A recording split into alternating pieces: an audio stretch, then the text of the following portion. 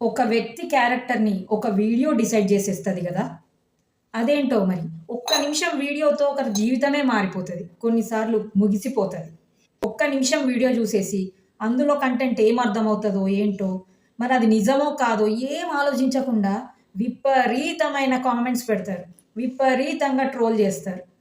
మరి ట్రోల్ జేసేవాళ్ళు నిజంగా అంత ఉత్తములా? ఈ కామెంట్స్ పెట్టేవాళ్ళు నిజంగా అంత నీతిమంతులా? ఏ తప్పు చేయట్లేదా అంటే అది గాదు. వాళ్ళలో ఉన్న నెగటివిటీని, వాళ్ళలో ఉన్న ఫ్రస్ట్రేషన్‌ని ఎవరి మీద ఎలా తీర్చుకోవాలో అర్థం గాక ఈ సోషల్ మీడియా మీద పడిపోతారు. ఒక్క వ్యక్తి చిన్న తప్పు చేశారని తెలవంగానే అంతే పెట్టేస్తారు. విపరీతమైన కామెంట్స్. మరి ఆ ట్రోలింగ్ వల్ల, ఆ విపరీతమైన నెగెటివ్ కామెంట్స్ వల్ల ఆ వ్యక్తి లైఫ్ ఎలా ఎఫెక్ట్ అవుతుంది? దానివల్ల వాళ్ళ మనసు మీద పడే ప్రభావం, వాళ్ళ ఫ్యామిలీ మీద పడే ప్రభావం తట్టుకోగలరా? అందరూ తట్టుకోగలరా? తట్టుకోలేని వాళ్ళు ఏం జేస్తారు? సూసైడ్ జేసుకుంటారా? అంటే దానికి కారణం ఎవరు మరి? ఆ పోస్ట్ చేసిన వ్యక్తా? లేకపోతే ఈ ట్రోల్ చేసిన వ్యక్తులా? ఒకవేళ ఆ వ్యక్తి నిజంగానే ఈ నెగటివిటీని తట్టుకోలేక ఏమైనా చేసుకుంటే, దానికి బాధ్యత ఎవరు వహిస్తారు? ఆ వీడియో పోస్ట్ చేసిన వ్యక్తా? లేకపోతే ఆ వీడియోని ఇంతగా నెగెటివ్‌గా ట్రోల్ చేసిన వ్యక్తులా?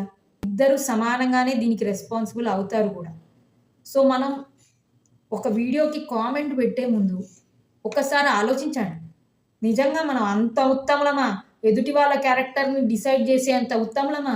మనలో ఏ లోపాలు లేవా? మనం ఏ తప్పు చేయట్లేదా? ముందది ఆలోచించుకొని అప్పుడు కామెంట్‌లు పెట్టాలి. వాళ్ళ లైఫ్ వాళ్ళకి కనిపించదు గానీ, ఎదుటి వ్యక్తిలో ఉన్న చిన్న లోపం కనిపిస్తే చాలు.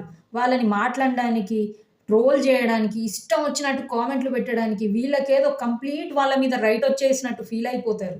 ఇంక వాళ్ళకి వాళ్ళు ఉత్తములు, మహర్షులు, ఇంద్రియాలను గెలిచిన వాళ్ళు అని ఫీల్ అయిపోయి ఎదుటి వ్యక్తి మీద పడిపోతారు.